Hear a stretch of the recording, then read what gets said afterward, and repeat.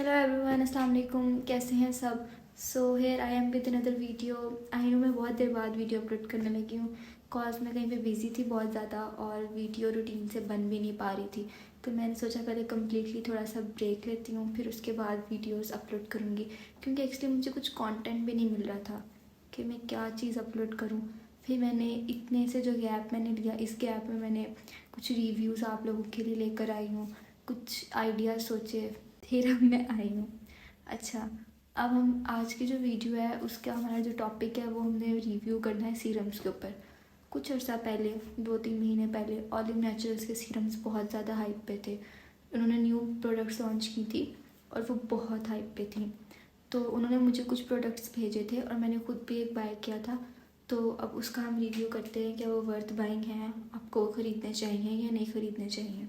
अच्छा, तो अब इन सीरम्स को रिव्यू करने का मतलब ये है, कुछ मतलब मुझे पता है मैं लेट हूँ रिव्यू करने में, काफ़ी ज़्यादा लोगों ने कर दिए होंगे, लेकिन मुझे भी तो करने थे ना कि मेरा पर्सनल रिव्यू क्या था। तो अब हम स्टार्ट करते हैं। मेरे पास इनके 2 सीरम्स हैं। उनकी जो पैकेजिंग है वो मैंने मतलब उनके जो बॉक्सेस हैं वो मेरे से गुम गए हैं। मैंने यूज़ किए हैं ये, मैंने यूज़ किए हैं अपनी मदर को, करवाया अपनी सिस्टर को। जो भी चीज़ मैं घर में आती है या मैं मंगवाती हूँ या फिर मुझे कोई पार्सल आता है, वो हम तीनों यूज़ करते हैं। क्योंकि मेरी ड्राई स्किन है, मामा की नॉर्मल है और बहन की थोड़ी सी एक्ने वाली भी है और मिक्स है उसकी। तो इसलिए मैं तीनों के ऊपर यूज़ करती हूँ कि पता लगे कि ड्राई स्किन वालों के लिए क्या मतलब फ़ायदे हैं, ऑयली स्किन वालों के लिए क्या है, और जो मिक्सचर है नॉर्मल है उनके लिए क्या है। तो अब इसका रिव्यू करते हैं स्टार्ट, और मेरे इन बालों को आप इग्नोर करें। तो सबसे पहले हम बात करते हैं ऑलिव नेचुरल्स के कोजिक एसिड सीरम की। इसकी पैकेजिंग कुछ ऐसी है। इसका बॉक्स था, पहले जो है ना ये ड्रॉपर में ही आते थे। पहले इन्होंने ना जिस तरह सिरप के ऊपर से हम खोलते हैं ना ऐसे करके, वैसे थी, और आप उसको इस तरीके से डालते थे हाथ पे, समझाना नहीं आ रहा, और आप उसको लगाते थे। फिर अब ये ड्रॉपर वाली पैकेजिंग आई और ये काफ़ी ज़्यादा मतलब ईजी टू यूज़ है। अब ना ये जो सा सीरम था ना ये थोड़ा सा था ऐसे like thick type, watery type इसकी कंसिस्टेंसी है। ये आप लोगों को शायद नज़र आ रहा हो। इसको अगर मैं हाथ के ऊपर आपको डाल के दिखाऊं ऐसे,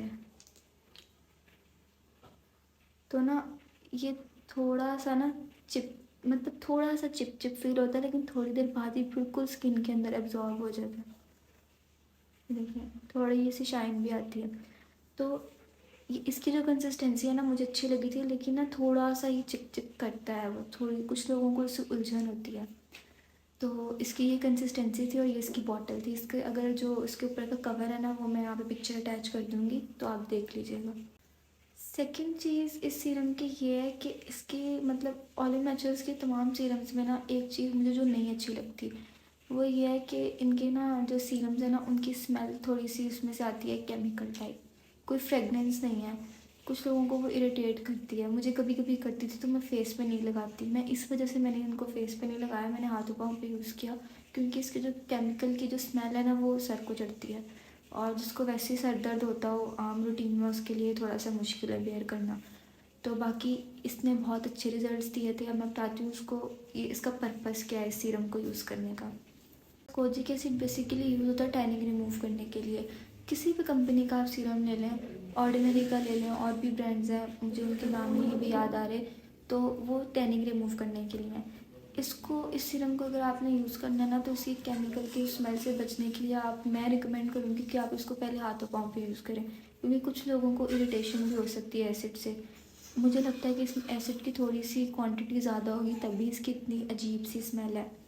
दूसरी चीज़ ये जो हमने यूज़ किया था, मैंने इसको हाथ पाँव पे यूज़ किया था, मम्मा ने फेस पे भी किया था, उनको इतना कोई एलर्जिक रिएक्शन नहीं हुआ, जबकि उनकी सेंसिटिव स्किन है। उनके यहाँ पे टैनिंग थी, इस साइड पे, इस जगह पे टैनिंग हो जाती है, क्योंकि मुझे लगता है कि आप किचन में काम करते हैं तो वैसे भी टैनिंग हो जाती है। मैंने इसको हाथ पाँव पे यूज़ किया, मुझे काफ़ी फ़र्क पड़ा, क्योंकि मेरे ना ये जो नकल्स है ना ये ब्लैक होने लग गए थे। किसी भी रीज़न से हो सकते हैं, अक्सर लड़कियां जो बर्तन धोती हैं उनके भी हो जाते हैं। तो आप इसको हाथों पाँव पे यूज़ करें। मैं डेली रात को यूज़ करती थी, और मैं रिकमेंड भी ये करती हूँ कि कोई भी सीरम हो आप उसको रात को यूज़ करें, क्योंकि उससे फिर जो सन की रेडिएशंस हैं वो नहीं पहुँचती। आप रात को आराम से लगा के सो जाएँ और सुबह उठ के उसके रिज़ल्ट ज़्यादा अच्छे मिलते हैं। तो ये इसका रिव्यू था कोजिक एसिड का। मुझे ये पर्सनली सिर्फ हाथ पाँव के लिए अच्छा लगा है। आप इसको लगाएं और मतलब लाइक सो जाएं, सुबह आपको अच्छे रिजल्ट्स मिलते हैं और 15 दिन के अंदर इसके रिजल्ट्स मिल जाते हैं आपको। अच्छा, जो सेकंड सीरम है ना ऑलिव नेचुरल्स का, वो है अल्फ़ा आर्बिटिन 2%। इसमें इन्होंने क्लेम किया है कि इसमें हाइलुरोनिक एसिड भी है। तो अब देखते हैं कि जो जो इसमें इन्होंने क्लेम किया है वो सच था या नहीं।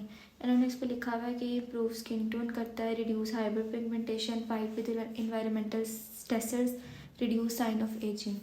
तो ये वाकई में ये सब कुछ करता है। ये बहुत अच्छा था मेरे लिए पर्सनली, बहुत अच्छा था और ये बहुत ज़्यादा पॉकेट फ्रेंडली है सीरम।